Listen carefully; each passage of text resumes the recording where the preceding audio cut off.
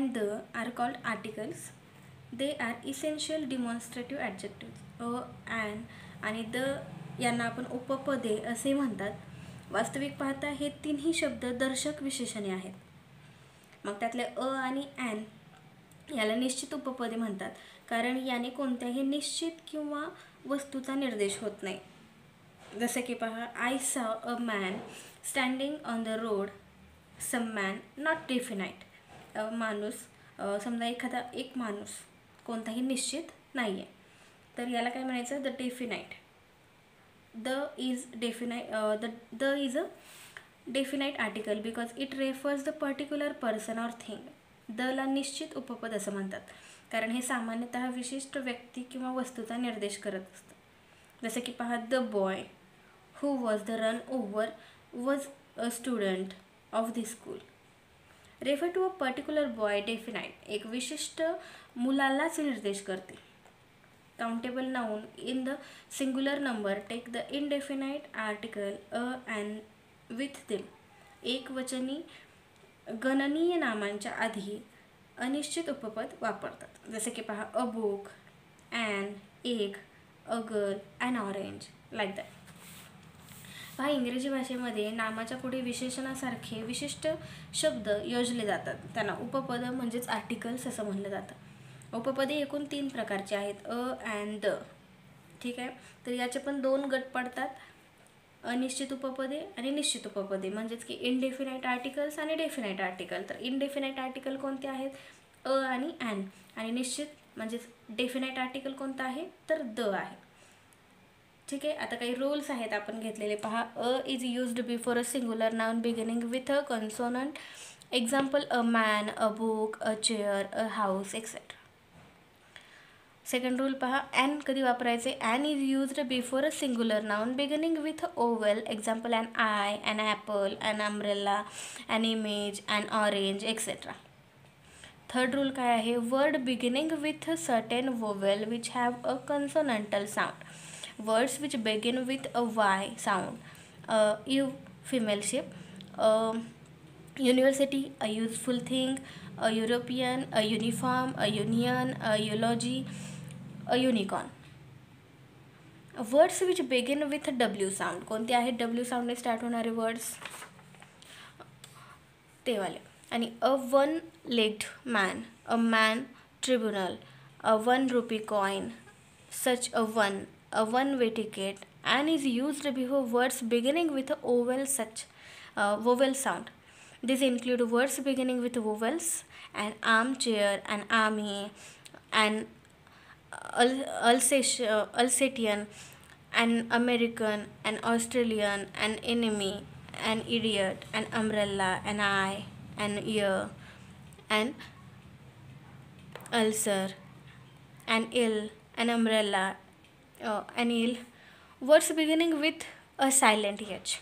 जसं की पहा, an hour, an honor, an ear, an heirloom, an honest, an honorable man. Fourth rule is a or an is used before common nouns.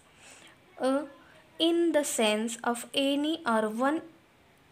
Example, a book, a house, an ox. आणि यातला second rule पहा, in a sense of a certain. Example पहा, a Babanrao had come to see you yesterday. काय rules आहेत पहा. अ किंवा ॲनचा उपयोग कधी करायचा आहे, तर त्यासाठी काही नियम दिलेले आहेत.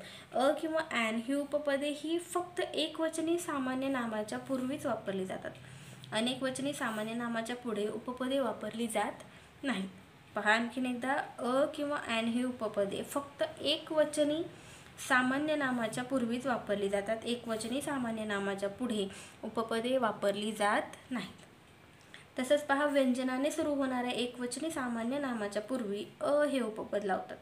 व्यंजनाने सुरू होणाऱ्या एकवचनी सामान्य नामाच्या पूर्वी अ हे उपपद लावतात. आता स्वर कोणते आहेत, व्यंजन कोणते आहेत, वोवेल्स कोणते आहेत आणि कॉन्सोनंट कोणते आहेत हे तुम्हाला माहितीच असेल. तर वोवेल्स कोणते आहेत, ए, ई, आय, ओ, यू हे वोवेल्स आहेत आणि बाकीचे जे काही आहेत ते लेटर्स आपले काय आहेत, कॉन्सोनंट्स आहेत.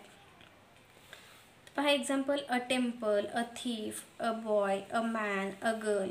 तर ए, ई, आय, ओ, यू यापैकी कोणत्याही एका स्वराने सुरू होणाऱ्या एकवचनी सामान्य नामाच्या पुढे काय वापरतात, ॲन हे उपपद लावलं जातं. आणि जसं की पहा, an egg, an elephant, an ink pot, an orange etcetera. तर काही नामे स्वराने सुरू होतात परंतु त्या स्वरांचा उच्चार व्यंजनाने होतो. अशा नामांच्या पूर्वी अ हे उपपद लावतात. जसे की पहा, a university, a European, a uniform, a union, like that. तसेच काही काही नामं जे आहेत ते व्यंजनाने सुरू होतात परंतु त्यांचा उच्चार स्वराने होतो. अशा नामाच्या पूर्वीही ॲन हे उपपद लावायचे. जसे की पहा, ॲन आर, ॲन इयर. ठीक आहे. तर पहा, मोजता येणाऱ्या नामाच्या आधी, मोजता येणारे काउंटेबल. तर मोजता येणाऱ्या नामाच्या आधी विशेषण वापरायचे असेल तर उपपदाचा वापर विशेषणाच्या उच्चारानुसार होत असतो. जसे की पहा, an old man, an ugly woman, an honest boy, a useful book, like that. शैक्षणिक पदवी, समजा एखादी शैक्षणिक पदवी असेल तर शैक्षणिक पदवीच्या पहिल्या अक्षराच्या उच्चाराप्रमाणे अ किंवा ॲन वापरायचे आपल्याला. जसे की पहा, she is a BA of Nagpur university. BA आहे तर अ वापरले आपण. ठीक आहे. आणि पहा, Rama is an MA. M म्हणलं की ए पासून सुरू, एम. ठीक आहे. तर एममुळं Rama is an MA of the Gadigram university. जर संख्यावाचक शब्दाच्या पूर्वी संख्यावाचक जर शब्द असेल तर त्याच्यापूर्वी अ हे उपपद लावतात. म्हणजे पहा, 100, 1000, 1,000,000 एक्सेट्रा. मग आपल्याला हे रूल्स तुमच्या लक्षात आलेच असतील की कधी अ वापरायचे आणि कधी ॲन वापरायचे. ठीक आहे. तर कधी वापरायचे, जर व्यंजनाच्या सुरू होणाऱ्या शब्दाच्या आधी आपल्याला वापरायचे अ. परत शब्दाची सुरुवात स्वराने होते पण उच्चार मात्र व्यंजनाने होतो. तर अशा ठिकाणी काय वापरणार, अ वापरणार. काही ठिकाणी यू साऊंड आहे जसे की युनिव्हर्सिटी, युजफुल, तर त्या ठिकाणी आपण अ वापरतो. ठीक आहे. आणि स्वराने उच्चार होणाऱ्या शब्दाच्या अगोदर मात्र ॲन वापरायचे. जसं की an armchair, an army, an American, an Australian, like that. जर एच न उच्चारल्या जाणारे जे काही शब्द आहेत स्पेलिंगमध्ये एच येतात पण त्यामुळे उच्चार त्याचा ओ पासून होतो. तर जसे की पहा, ॲन आर, अ पासून होणार उच्चार. तर an hour, an honour, an heir, like that. तर अशा ठिकाणी आपल्याला काय वापरायचे, ॲन वापरायचे. तर आता आपल्याला पाहायचे की दचा वापर कधी करायचा आहे. ठीक आहे. आता हे यातला आणखीन एक रूल राहिला आपला, in such phrases as 100 main, a great many people etcetera. म्हणजे नंबर काउंटेबल नंबर्सच्या ठिकाणी तुम्हाला सांगितलं होतं आता की अ वापरायचे म्हणून. शैक्षणिक पदवीच्या आधीही अ वापरतात आणि संख्यावाचक शब्दाच्या पूर्वीही काय वापरतात, अच वापरतात. तर आता आपल्याला पाहायचं की यूज ऑफ दचा वापर काय आहे. द काय आहे तर डेफिनेट आर्टिकल आहे. When we refer to some particular person or thing as called the boy who is shouting. When a singular noun is used to indicate a whole class. Example, the dog is a faithful animal.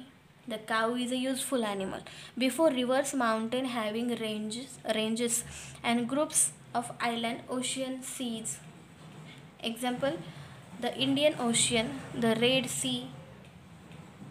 Fourth rule, before name of well-known books. Example, the Vedas, the Ramayana, the Bible, etc. Fifth rule is before the names of a well-known single object. Example, the sun, the earth, the sky, the Taj Mahal, etc. तर कधी वापरायचे पहा, जर अमुकच पदार्थ किंवा प्राणी सुचवताना उपयोग कशाचा करतात, दचा करतात. जसं की पहा द रिवर, द सुरत, म्हणजे फिक्स प्रॉपर एखादा प्राणी आपल्याला उद्देशायचा आहे किंवा एखादी नदी असेल, एखादा पदार्थ असेल तर ते सांगण्यासाठी. जसं की पहा द रिवर, द सुरत. ठीक आहे.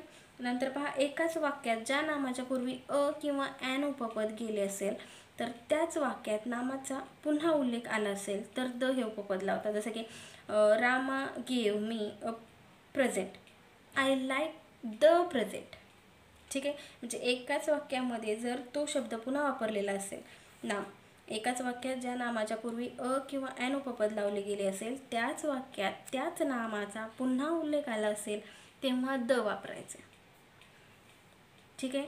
परत पहा प्राणी किंवा वस्तूचा संपूर्ण वर्ग सुचवण्यासाठी द हे उपपद लावतात. जसे की the dog is faithful animal, पूर्ण डॉग्सबद्दल सांगितले. जे काही सगळे डॉगची जात आहे त्या सगळ्या जातीबद्दल शब्द वापरला आहे आपला इथे, की the dog is a faithful animal. Faithful हा शब्द कुणासाठी वापरला आहे, डॉगसाठी वापरला आहे. म्हणून पूर्ण त्यांचा जो काही डॉगचा वर्ग आहे तर तो पूर्ण वर्गासाठी आपण द वापरणार. ठीक आहे. नंतर पहा जगातील एखादी एकमेव नैसर्गिक वस्तूच्या नामापुढं द वापरायचे. कधी जगातील एकमेव नैसर्गिक वस्तू असेल जसं की the sky, the earth, the sun, the moon, the north pole त्या ठिकाणी. किंवा नंतर पहा दिशा, जर दिशांच्या नावापूर्वी द वापरायचे आपल्याला. जसं की the east, the north, the west, the south. दिशा दाखवतानाही आपल्याला काय वापरायचं आहे, द वापरायचं.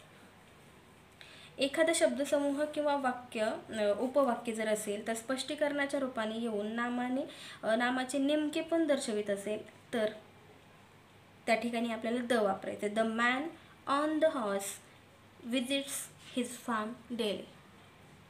The man on the horse visits his farm daily. म्हणजे एखादा शब्दसमूह किंवा उपवाक्य स्पष्टीकरणाच्या रूपाने येऊन नामाचे नेमके पण दर्शवत असेल तर आपण तिथे काय वापरलं, द वापरलं. नंतर पहा परिस्थितीमुळे एखादे नाम जेव्हा निश्चित होते तेव्हा त्या नामाच्या पूर्वी काय वापरायचे, द वापरायचे. Please close the window, the window. Please close the window म्हणजेच उघडी असलेली खिडकी बंद कर. ठीक आहे. नंतर पहा अनेकवचनी भौगोलिक नामाच्या पूर्वी पण द वापरतात. जसे की the USSR, the USA, the West Indies. अनेकवचनी भौगोलिक नामाच्या आधी काय वापरायचं आहे, द वापरायचं. नंतर पहा superlative degree.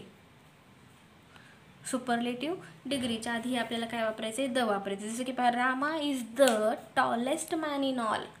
Rama is the tallest man in the all. काय sentence, Rama is the tallest man in all. जर विशेषणापूर्वी द वापरले आणि विशेषणानंतर जर नाम लिहिले नाही तर त्याचा अर्थ त्या प्रकारच्या लोकांचा वर्ग असा होतो. जसे की पहा द रिच म्हणजे श्रीमंतीचा वर्ग असेल किंवा द स्ट्रॉंग बलवान लोक. तर the strong should protect the weak.